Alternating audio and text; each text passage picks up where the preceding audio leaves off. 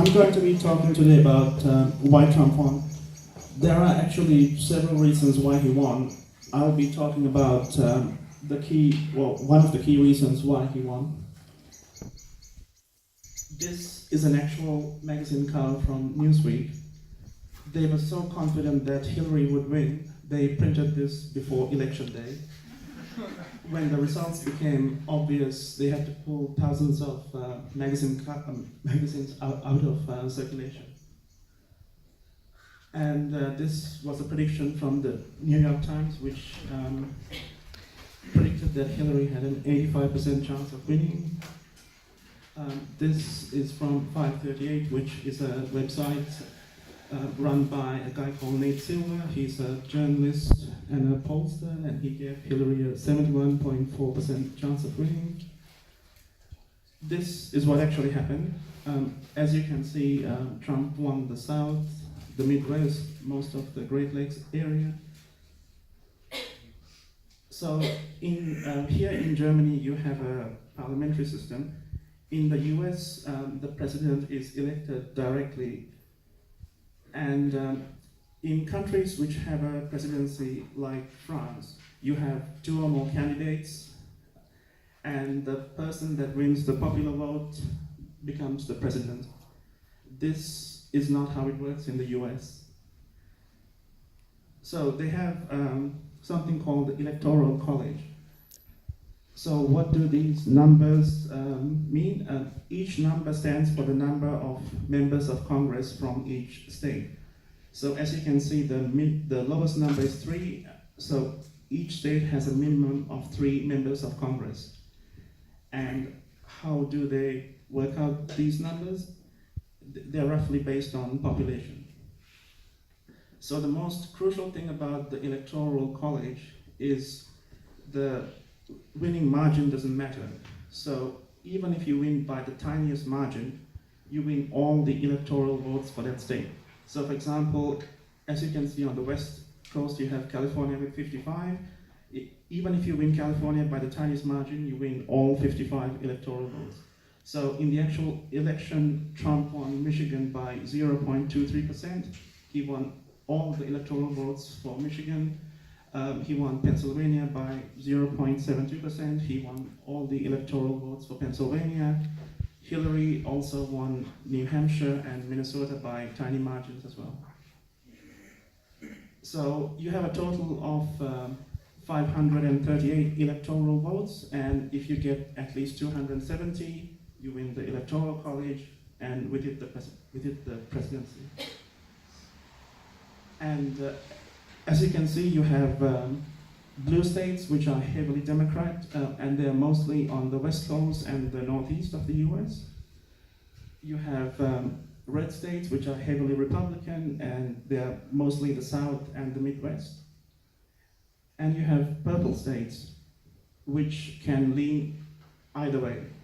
And Trump voted on winning the Rust Belt, which is the area near the Great Lakes area, and he campaigned intensively in these states, and he won the entire Rust Belt, and with it, he won the presidency.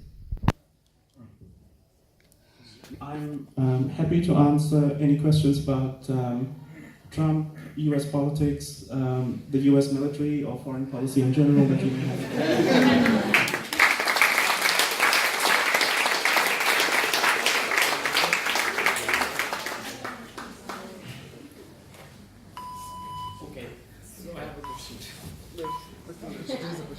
I would like to know a bit about you. So, what made you talk about Trump? Sure. I'm doing a PhD I'm actually writing about 1980s public diplomacy, but I've been following US politics for a long time, and I've got a master's in international relations as well. And I followed the 2016 US presidential election very closely. I watched it every day. Yeah. Maybe can you explain a bit why they have this electoral college system in the first place, what the merits and disadvantages are? Yeah, the reason being that if you had an election based on the popular vote, they would only campaign in the states with the biggest population.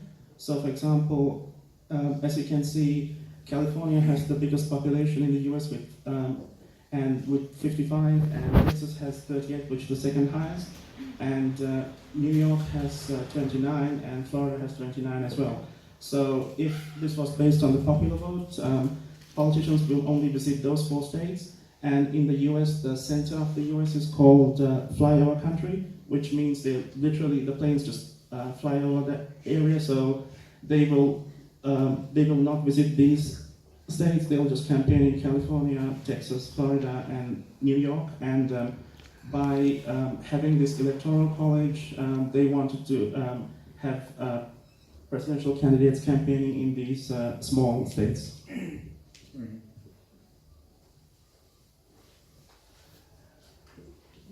I have a question not just about this, but in general about the US elections. China, India, Indonesia, Brazil, all these countries have more population than the US. And none of us care about who becomes the president there. But somehow the US politics, the US military always comes into the limelight. It's just not electoral politics in the US, but I guess it's like more like electoral politics in the whole world, that we have a strong hold on those countries which economically are more prevalent than the others, have a better say than the other part of the world. Why is US politics the most important change in the whole world? Why is that US politics takes over the whole discourse of the whole world's politics? Why is that US is so important? Sure. There are several reasons. One is the US is still the biggest economy in the world, and it will remain so for another roughly 20 years. They are by far the most powerful military in the world, and they will remain so for at least another 50 years. Regarding, for example, the US Navy is, you can argue China is the second strongest military power, Russia is probably number 3, but the US Navy is so much more powerful than the Chinese Navy or the Russian Navy. So, and they will remain so for at least another 50 years or so. And another reason would be that it's also could be the English language. It's most people here probably don't follow. Even if China had democratic elections, I don't think people here would follow it as closely as the US elections. And in 2016, in particular, the elections were really fascinating with Hillary, Trump, Bernie Sanders, and it was a lot more interesting than elections in other countries. Entertaining. Yeah. So, do you think the only concentrating on that middle or northeastern region, like campaigning mode, he owned, or do the people of America really become Republican, or do you think the negative publicity made an effect there? Because these other regions as well, where, as according to you, where he didn't emphasize campaigning, there also he won, right? So.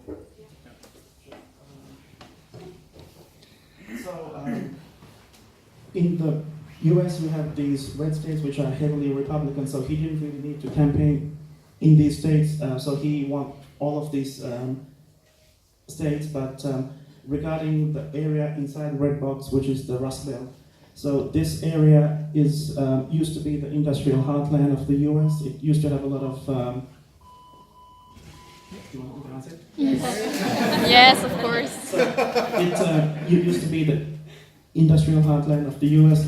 It used to have a lot of car factories, coal mines, but in the past 20 years, all these factories have shut down, so Trump campaigned in these states and he promised to bring back jobs. Whether he can do that remains to be seen, but that's why he won the Rust Belt. Maybe later on we can discuss.